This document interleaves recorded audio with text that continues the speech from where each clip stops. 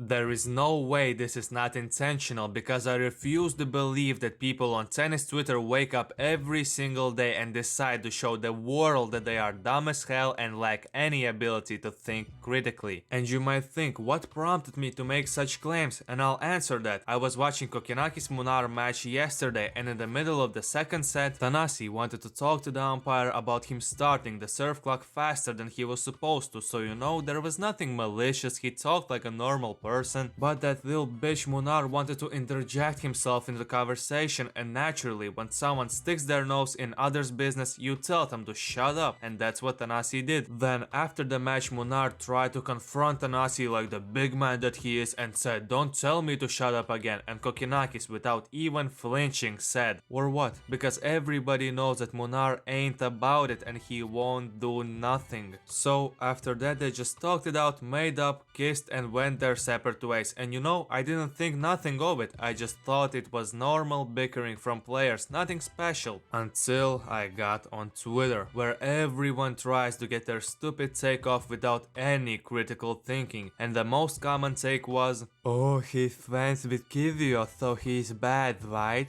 That's why he behaves like this, right?" And to that I want to say, just shut the fuck up. Stop creating narratives that are idiotic. I just do not get it. Have these people who talk like that have never left their rooms? Or have they never had any friends, because it seems that they have never had any real world interactions. Just because you are friends with someone doesn't mean that you become them. Just because you get into an argument with someone doesn't mean that you hate them. And just because you have done something unpleasant in the past doesn't mean that you are a bad person. But the concept of a flawed human being is lost in tennis. There is no empathy. Holger Rune had a cold handshake with Casper Ruud, and since that day he has been portrayed as a bad human being. There was a multiple week discourse about Tiafoe calling Tsitsipas Greek yogurt at a Laver Cup, and apparently because of that he's a piece of shit as well. Even though I don't think there is a player on the tour that is more positive than him. And on the women's side I feel sad for Emma Raducanu because she gets treated like shit just because she won the US Open and hasn't been able to back that up with results after that. I am not saying that you should like everyone, because people who watch this channel know that I definitely don't like every single player, but the difference is I don't act like a saint. And I don't enforce the idea that there is the one and only right way to play tennis, whilst most of those people who call out harmless arguments with umpires as something despicable act like that. But at the same time they get wet when they praise someone like Andrei Rublev, even though he has previously called his opponent the F slur and as recently as yesterday has used the R slur. So I leave you with this information, but it does seem a bit hypocritical, doesn't it? And don't come here with that excuse that English is not his native language, because nobody had a problem calling Holger Rune out for similar thing, when it's also not his native language and he wasn't even 18 at the time of saying that. To be clear, it is not my attempt to cancel Rublev or to do something stupid like that, because I'm 99.9% sure that the remark was not said out of pure hatred and malice. But it is my attempt to show that tennis Twitter darlings and so-called unproblematic kings are not so unproblematic. So maybe the next time you talk trash about any other player, you should hold your favorites accountable as well. But until next time,